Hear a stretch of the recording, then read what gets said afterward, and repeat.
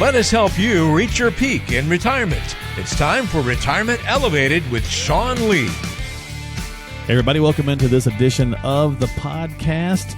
We hope you're doing well out there, and I'm here with Sean Lee once again to talk about investing, finance, retirement, and forced retirement is going to be on the docket for today's conversation. But before we get into that, we're going to say hey to Sean and see how the holiday went. We hope everybody had a good 4th of July. This is going to be our few days after 4th of July posting. So what's going on, my friend? How are you? I'm good, man. Just enjoying the summer. Yeah? Did you guys have a good holiday? Yeah. I mean, we do the same thing every year. I don't know if you've seen that like yard chalk, that spray can yard chalk, and we throw a huge American flag in the front yard, and I just paint the whole yard like an American flag, and then we do wiffle ball games and burgers and fireworks and all the whole jazz. Okay, so you guys do that kind of as an annual thing. Yeah. Just kind of, our president, said that he hoped by the 4th of July we could have a few people over and maybe not have our masks on. So, did you guys have masks on, or did you? Well, since we were outside, we did not. Right. Right. And if we were inside, we probably, most of us are all vaccinated anyway. Yeah, so it's like, That's the point, right? Exactly. Yeah.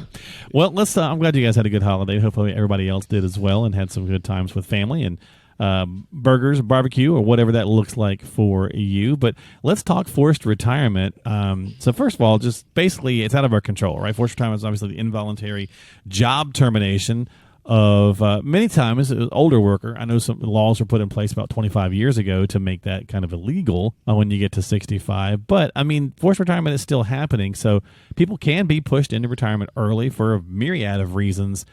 Do you guys see this often, Sean? And I mean, how do you kind of go about talking through some of these things when folks ring you up and say, "Hey, it looks like I'm going to be downsized" or whatever? Well, there's two ways to look at it, right? Like they're forcing me out, or I'm going to kind of voluntarily walk away if I have the ability to. And so we've gotten a number of calls. Hey, I'm thinking about this. My company is talking about maybe some severance stuff. Should I raise my hand and take it? And so when that happens, there's some steps that need to be taken. The first one is if your company's offering kind of this severance scenario, or they're kind of pushing you out, or they're saying, your job's just not available anymore. Be proactive. Be proactive in your planning. Sit down with an advisor and get a really good idea of, okay, if I'm going to consider this severance, what does my plan look like from a math perspective? Do I have enough income coming in from all my outside sources of Social Securities? Maybe there's a pension. And what are my needs from an income need perspective? And then can I wrap it all together? And can I live without having to go back to work for an extended period of time, or just permanently? And so that's the real math problem. And then taking a look at, how does that, if you retired early, how does that affect the long-term viability of the plan? If you retired at 57 instead of 59 or 60, there's some advanced planning that has to go into place to determine how you're going to create income from 57 to 59 and a half until you can grab IRAs. So does that mean that you leave money in your 401k because there's not an early withdrawal penalty from 55 to 59? Mm-hmm. Does it mean that you supplement some of your income sources with some part-time work? Right. But really the first step is just sitting down and understanding, okay, what am I working with? What's my math problem? And then you go to work on how to solve that math problem with the investments that you've accumulated. Yeah, because a lot of times when we think, I guess, of ways to cope with forced retirement, finding a part-time job pops up as one, right? Maybe if our health won't allow us to keep doing the full-time thing, maybe part-time is on the table, or maybe we were downsized, and so part-time, either needs to be or just wants to be on the table because you just want to have something to do. Downsizing your home, right? I mean, is that sometimes something that people bring up? They say, well, you know what, we were thinking about this, or this was an option. This was kind of maybe, something down the way. Do we look at that sooner? I mean, where do you kind of see people kind of wandering through these kind of scenarios? Yeah, I mean, when it's almost creates a sense of freedom. And we've had a handful of families that have come to us and said, Sean, we're going to sell our home, Park City or wherever it is up here, and we're going to be able to go down to Southern Utah, pay cash for a home, have a little bit of extra money. We've always wanted to be down there anyways, and this kind of gave us the permission slip to speed up that plan. Yeah, yeah. You know what I mean? So, especially, again, based on the math, right? If the numbers are there. Yeah, and or maybe it's, you're moving up to Coeur d'Alene, Idaho, which is what to me is one of the most beautiful places in our country, and life is a little bit simpler there. The cost of living is lower, and so if you're forced out or you're forced to retire, that opens up the world to where you can say, okay, what do I really want out of retirement, and does my plan allow me to speed things up a little bit?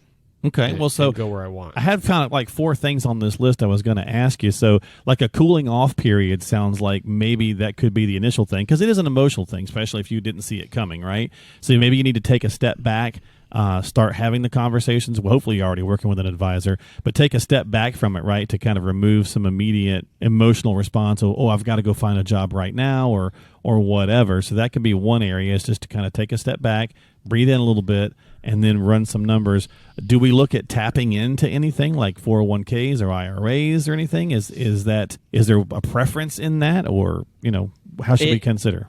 Well, if they're under 59 and a half, you'll want to, in a lot of cases, leave a portion of money in the 401k just so you can have access to that without penalty. But then a lot of it comes down to just planning.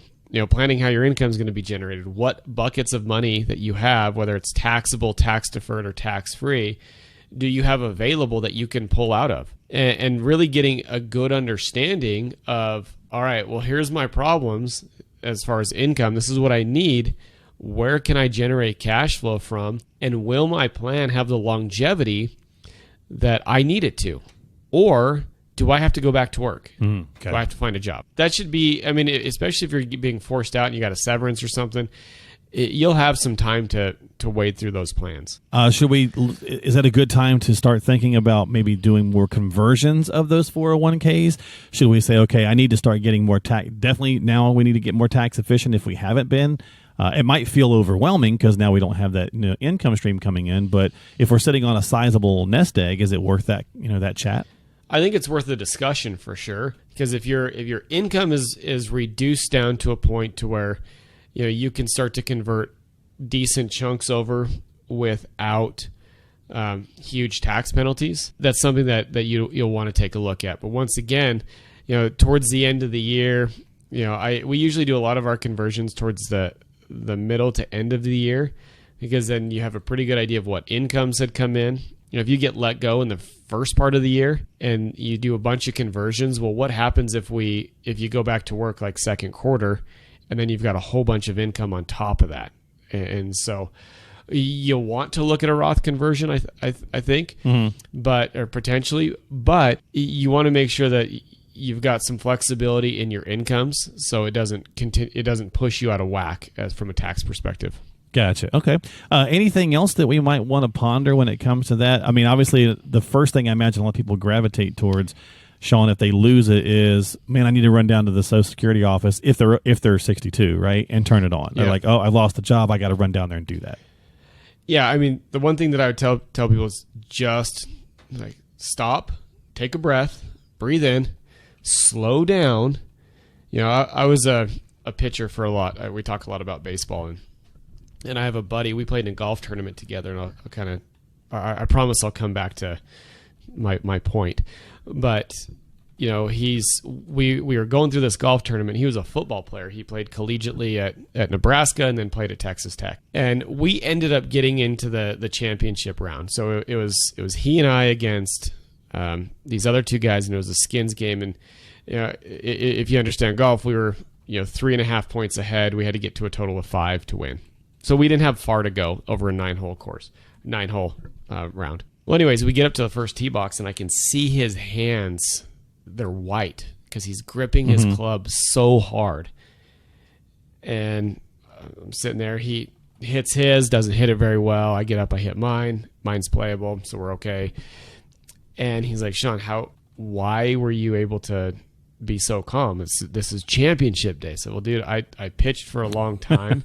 Right. In baseball is a more methodical. You have to put more thought into it. It's not like in football where you just go hit somebody. you can get your nerves out by hitting somebody. Here in baseball, I've got to breathe. I've got to slow down. I've got to control my emotions. And so that's what I did. So I kind of bring that into planning when you say, okay, listen, this is really emotional, but let's slow down and let's breathe a little bit. Let's think about what we want the outcome to be. Yeah. And visualize that, and then move towards accomplishing that goal. Yeah, and I imagine that's exactly the same scenario, right? I mean, anytime we're in a high-pressure, high-stress situation, we tend to gravitate towards the low-hanging fruit, I suppose, of how to get through it. So whether it's Social Security or, whatever, it kind of begs back to the question of that coach, right? Kind of talking about the baseball thing where it's go back to that same person and say, okay, look, coach, here's what happened to me. I blew out my ACL. Right. In this case, it's your retirement, right, or your job or whatever. What's the best strategy for coping with this? Because I can't make this decision on my own. Well, and you tear your ACL, they got to wait to fix it. Right. There's swelling and there's all that stuff. Probably not the best analogy, but you get what I'm saying, right? No, you got to go to the coach. That's perfect. Oh, okay. Let's let the swelling subside a little bit and then fix it. Let that initial gut reaction of anger and how could my job do this to me? Let that subside a little bit. And in a lot of cases, then you come out the other end, you're like, you know what? That was a pretty good thing. Now I get to live. Okay. All right. Well, there you go. So, yeah, it doesn't always have to be doom and gloom. Certainly, anybody who's ever been let go from a position knows it's frustrating, downsized, whatever the case is. We think about our families. We panic. There's that kind of sense of what did I do wrong or whatever. But you know what? When you're talking about retirees or pre-retirees, take that step back and reevaluate, cool off a little bit, let the swelling go down, to use our analogy, and then talk with your advisor. And if you're not working with one, reach out to one, have a conversation before you do anything drastic. Don't just run down and turn on Social Security in case there's a better strategy or a better way to do things, or don't start accessing a particular retirement fund just yet until you run those numbers. So reach out to Sean and his team and have a conversation if you need help, folks, before you take any action. You should always do that anyway with qualified professionals. 855-507-3847 is how you can reach out to them. 855-50-RETIRE. It's an easier way to do it. Or just reach out to them online at elevatemyretirement.com. That's the main website for the team, elevatemyretirement.com. And you can subscribe to us and find all sorts of information there at the website. So that's going to do it for this week. Kind of short and to the point, but hopefully everybody has a good had a good holiday. And Sean, enjoy yourself, my friend. I'll talk to you in another couple of weeks, and hopefully it will not be too hot. Sounds good, brother. Thanks, man. All right, we'll catch you next time here on the podcast. This has been Retirement Elevated with Sean Lee. So go keep the swelling down, put some ice on it. We'll see you next time here on the program.